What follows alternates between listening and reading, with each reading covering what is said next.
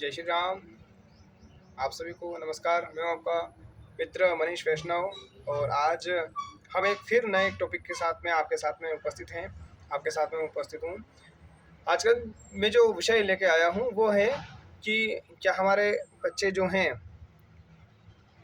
वो संस्कारी होने चाहिए या हमने खाली पैदा कर दिए उनको और खाली उसका भले वो अच्छा है या बुरा है हमसे उनको उससे कोई मतलब नहीं है। मैं आपको एक बात बताना चाहता हूँ कि ये अगर माता पिता की रिस्पॉन्सिबिलिटी रहती है कि आपको अपने बच्चों को संस्कार देना ही पड़ेंगे। क्यों ऐसा आवश्यक है? क्योंकि शास्त्र बोलता है, साहित्य बोलता है, हमारा आदेश है कि आप अपने बच्चों को संस्कार दीजिए। इसे अगर नहीं देंगे तो क्या होगा? जो माता भी बिगड़ी हुई है उसको कोई मतलब नहीं है।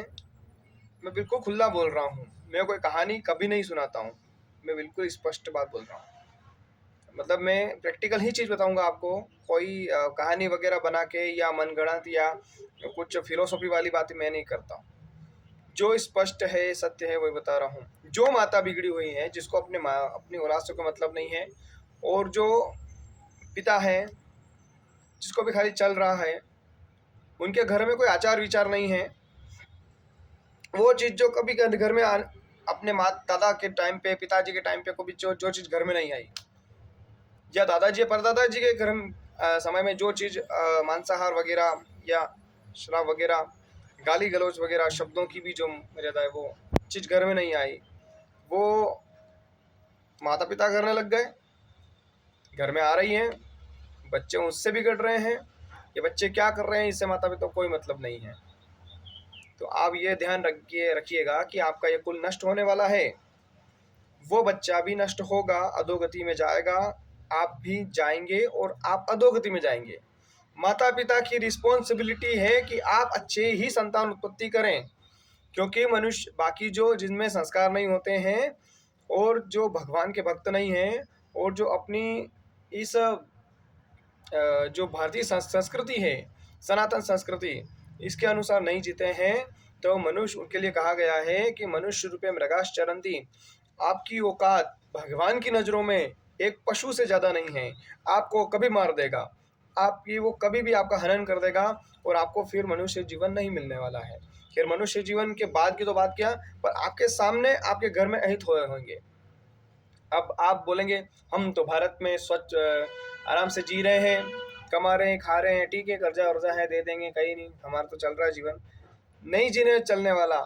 यूरोप कंट्री के लोग भी ऐसा सोचते थे, यूक्रेन के लोग भी ऐसा सोचते थे, सीरिया के लोग भी सोचते थे, और आज जो इसराइल के लोग हैं वो भी ऐसा सोचते थे। आज जितने भी मिडिल ईस्ट के जो ईरान, इराक, बगदाद, खाड़ी देश जितने भी हैं, सऊदी अरबिया ने कभी नहीं सोचा था, कुवैत ने नहीं सोचा था, कतर ने नहीं सोचा था, ये भी ऐसा सोचते थे। आज उनके वहाँ विनाश चालू हो गया है। आप समझिए इस बात को कि आपको अपने बच्चों को संस्कार देना पड़ेंगे, आपकी रिस्पॉन्सिबिलिटी है। क्योंकि बहुत सारी ऐसी चीज़ें हमने देखी हैं, हमने ऐसा प्रैक्टिकल हमारे सामने ऐसे केसेस आए हैं कि जहाँ वो मृत आत्माएं बोल रही हैं, मौत जिनकी हो चुकी है वो आके बोल रही हैं कि हमारा मोक्ष कर दो। आप तो भक्त थे, हमने पूछा आप तो भक्त थे, आपका जीवन बहुत अच्छा चला, आपका मोक्ष क्यों नहीं हो पाया? आप अधोगति में, प्रेत योनि में, पिशाच योनि में, जलन, जैसे कोई आदमी जलता है ना, ऐसी जलन होती है पिशाच को, प्रेत को, पता है आपको? और जो जिस अवस्था में मरता है, यदि मैंने गला घोट के अपने आप को सुसाइड किया है, तो गला घोटने की जो दर्द है वो 24 घंटे मेरे साथ में रहेगा। मैं कुछ खा भी नहीं सकता हूँ, जितना पानी पड़ेगा वो सब मेरे ऊपर, जितनी गर्मी होगी सब मेरे ऊपर, और जितनी ठंड पड़ेगी वो मेरे नंगे शरीर के ऊपर। ये पिशाच की योनि है, प्रेत की योनि है। आपको प्रेत योनि में क्यों जाना है? और उसकी आयु पता है आपको? प्रेत पिशाचों की आयु होती है लंबी, हजारों हजारों वर्ष तक। एक वृक्ष को आप बोलोगे कि ये काल्पनिक है, हम कैसे मान लें? अरे आप एक वट वृक्ष को देखिए, बरगद के पेड़ को देखिए, आपकी 4-4, 5-5, 6-6, 7-7, 8-8, 10-10 पुश्तें उस वृक्ष को देखती हैं। वो वृक्ष नहीं सूखता है। इमली का पेड़ आप देखिए, उसको सजा दी गई है, आप जड़ योनि में चले जाओ। इसलिए पिशाच की योनि इतनी लंबी हो सकती है कि आपके 10-10 पीढ़ियां खत्म हो जाएंगी, आपकी पिशाच की योनि खत्म नहीं होगी, आपका प्रेत शरीर खत्म नहीं होगा वो।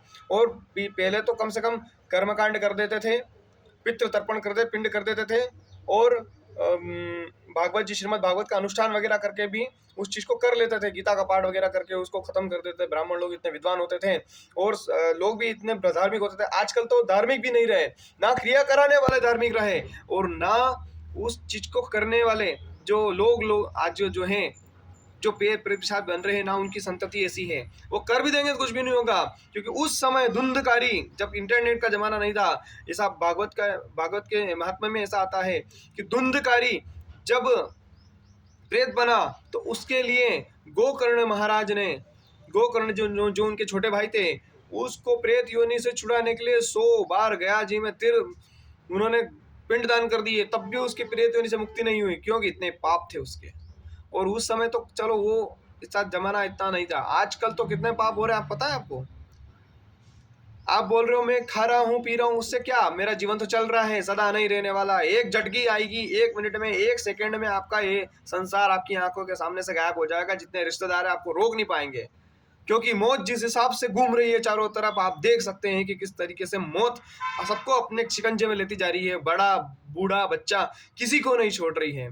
मैं आप इसलिए मुझे बोलना पड़ रहा है क्योंकि इतना जो पापाचार है, उस घोर, जब राम जी का युग था उस समय जो इतने दुष्ट थे, इतने राक्षस लोग थे, उस समय भी इतना पापाचार नहीं था जितना अभी है।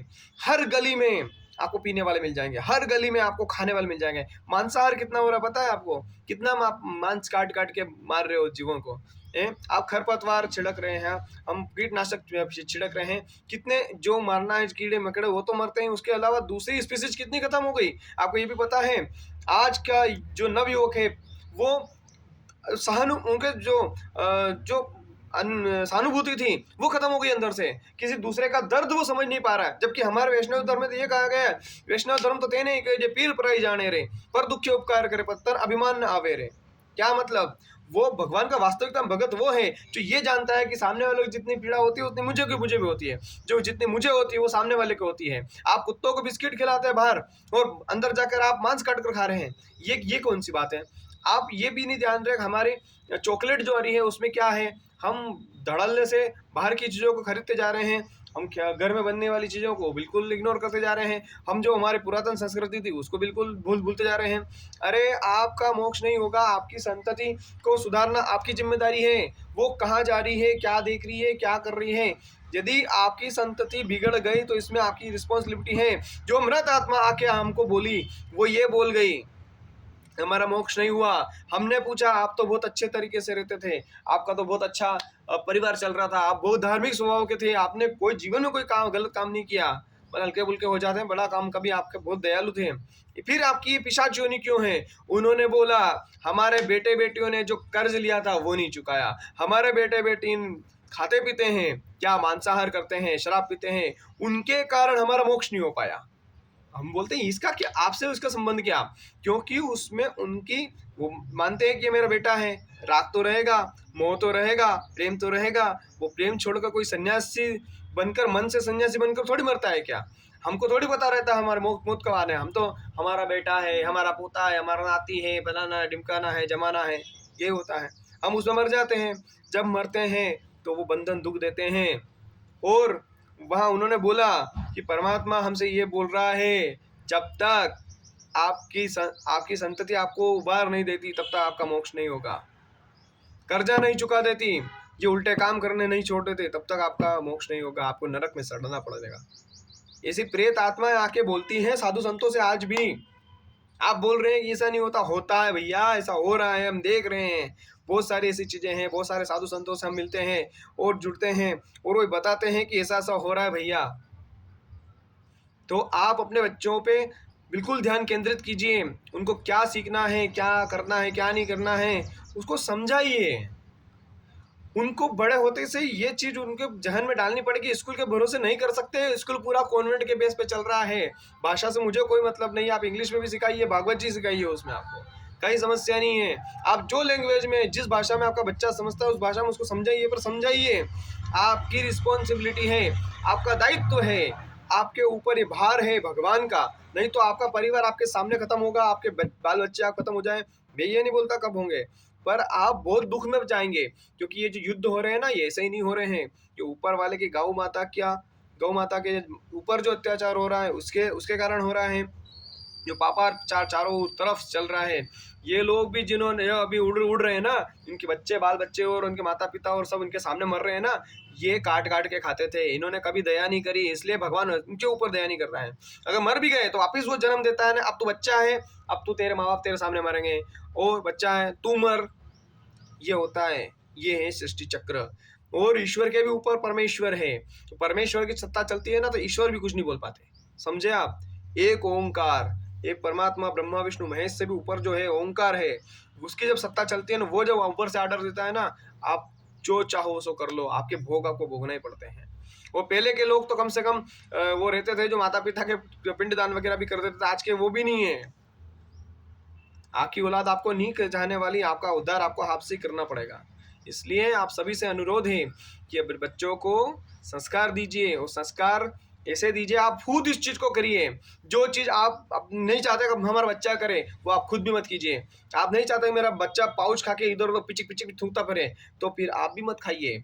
आप भी नहीं चाहते कि मेरा बच्चा शराबी हो, तो आप मत खाइए। आप ये नहीं चाहते कि किसी मरे हुए जानवर के बद्दुआ लेकर, जैसे मैंने जीवन जिया है, उसके मांस को खाकर उसकी बद्दुआ ली है, जैसे मेरा बच्चा भी बद्दुआ ले और बद्दुआ में जीवे। तो आप भी मांसाहार को त्याग कर शाकाहार में आइए। ये मेरा हाथ जोड़ के अनुरोध है। किसी सरकारी डिपार्टमेंट के अनुसार या सरकार के नियमों के संविधान के अनुसार मैं नहीं बोल रहा हूँ, मैं सनातन हिंदू संस्कृति के धर्म के अनुसार जो होता है वो बोल रहा हूँ। जैसे बागेश्वर बाबा बोल रहे हैं, मैं उसके अनुसार बोल रहा हूँ। जो हमने साधु संत बोल रहे हैं, प्रेमानंद जी महाराज बोल रहे हैं, उसके अनुसार बोल रहा हूँ। जो हमारे शास्त्र बोलते हैं, हमारे गुरुजन बोलते हैं, हमारे प्रातः स्मरणीय जो हमारे गुरुदेव हैं वो बोलते हैं, तो उसके अनुसार बोल रहा हूँ। आप सभी से करबद्ध निवेदन है कि आप हमारी संस्कृति को संभाल के रखिए, क्योंकि अगर ऐसा नहीं हुआ तो ये देश भी बहुत जल्दी युद्ध की स्थिति देखेगा और बहुत भयंकर घोर संकट देखने वाला है। जय श्री राम, जय श्री महाकाल। आगे आने वाले समय में और किसी टॉपिक पर चर्चा करेंगे। आज के लिए इतना ही।